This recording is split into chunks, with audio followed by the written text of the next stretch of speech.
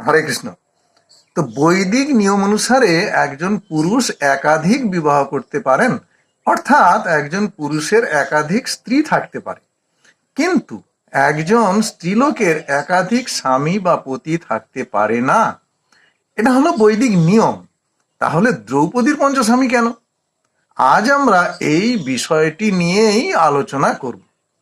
এখন প্রশ্ন উঠছে, তাহলে কি এখানে বৈদিক নিয়মকে উল্লঙ্ঘন করা হয়েছে, বৈদিক নিয়ম ভঙ্গ করা হয়েছে? না, তা কিন্তু নয়। কোনো কোনো বিশেষ পরিস্থিতিতে কোনো কোনো অসাধারণ কন্যা একাধিক স্বামী লাভ করেছিলেন। শাস্ত্রে এমন উদাহরণ আছে। যেমন শ্রী কণ্ডুমণির অত্যন্ত গুণবতী কন্যা মারিসা, দ্রুপদ রাজকন্যা দ্রৌপদী ইত্যাদি। এখানে যে মারিসার কথা বললাম, তার তিনি 10টি স্বামী লাভ করেছিলেন। দ্রুপদ রাজকন্যা দ্রৌপদী 5টি স্বামী লাভ করেছিলেন। একজন অসাধারণ কন্যা রত্ন ছিলেন মহাসতী দ্রৌপদী। দ্রৌপদী কোনো সাধারণ কন্যা ছিলেন না। তিনি রাজা দ্রুপদের অনুষ্ঠিত যজ্ঞের অগ্নি থেকে আবির্ভূতা হয়েছিলেন। তিনি ছিলেন মহর্ষিগণের আশীর্বাদ ধন্যা এবং তিনি ছিলেন পরমেশ্বর ভগবান শ্রীকৃষ্ণের একজন একনিষ্ঠ ও পরম ভক্ত। পূর্ব জীবনে দ্রৌপদী ছিলেন এক ঋষি কন্যা। অতি কঠোর তপস্যা করে তিনি শিবজিকে সন্তুষ্ট করেছিলেন।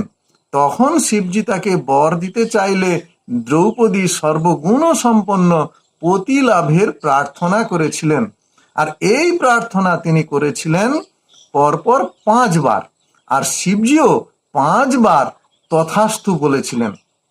তখন শিবজি বললেন যে, হে কন্যা, যেহেতু তুমি 5 বার পতি বাসনা করেছ, তাই পরজন্মে তুমি রাজকন্যা রূপে জন্মগ্রহণ করবে এবং সর্বগুণ সম্পন্ন পঞ্চপতি লাভ করবে।